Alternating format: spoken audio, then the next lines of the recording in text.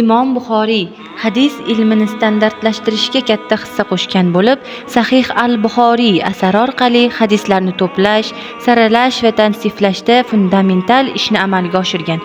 Uning xizmatlari islom qonunlari, axloqi va ilohiyoti uchun asos yaratdi. Payg'ambarimiz sollallohu alayhi vasallam sunnatining markaziy o'rnini ta'kidladi hamda musulmonlarni ilm va tushunishga undadi. Imom Buxoriyning hadis ilmidagi hissasi Sahih al-Buxoriy to'plami. Eng muhim hissasi Sahih al-Buxoriy kabi hadislar to'plamini yaratgan bo'lib, u islom huquqshunosligi, fiqh va ilohiyot uchun asos bo'lib xizmat qildi. Bu asarlar hadislarni tansiflash va ularning ishonchliligi bo'yicha standartlar belgilangan. Hadis ilmini standartlashtirish Imom Buxoriy hadis ilmini standartlashtirishga yordam berdi.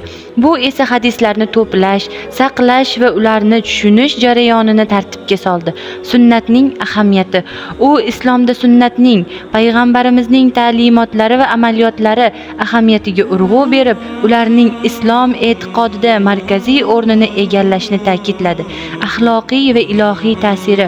Uning ishlari islom axloqi va ilohiyotini shakllantirishga katta ta'sir ko'rsatdi va musulmonlarni ilm, fan, tushunish va rahnamolikka undadi.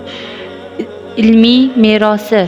Buxoriyning ishlari islom dunyosida ilm va tushunishning muhimligini eslatib turadi va butun dunyoni musulmonlar uchun ilhom va yo'l yo'riq manbai bo'lib xizmat qiladi.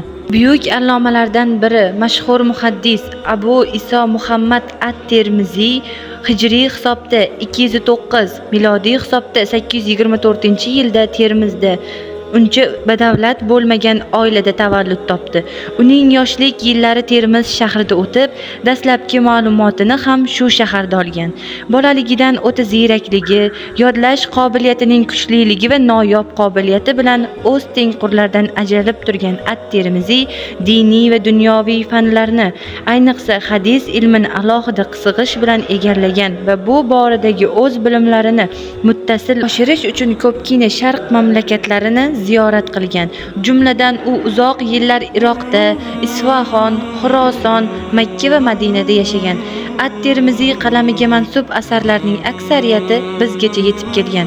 Jumladan Al-Jomi jamlovchi, Ash-Shamoil an-Nasaviyya payg'ambarning alohida fazilatlari, Kitob az-Zuhd taqvo haqidagi kitob kabi asarlari shular jumlasiga kiradi.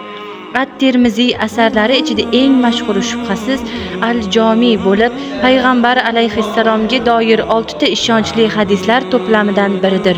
Ushbu asar ilmiy adabiyot va manbalarda Al-Jomi al-Kabir katta to'plam, Al-Jomi us-Sahih ishonchli to'plam nomi bilan ham atalib, payg'ambar alayhissalom hayoti va faoliyatiga doir muhim manbalardan hisoblanadi.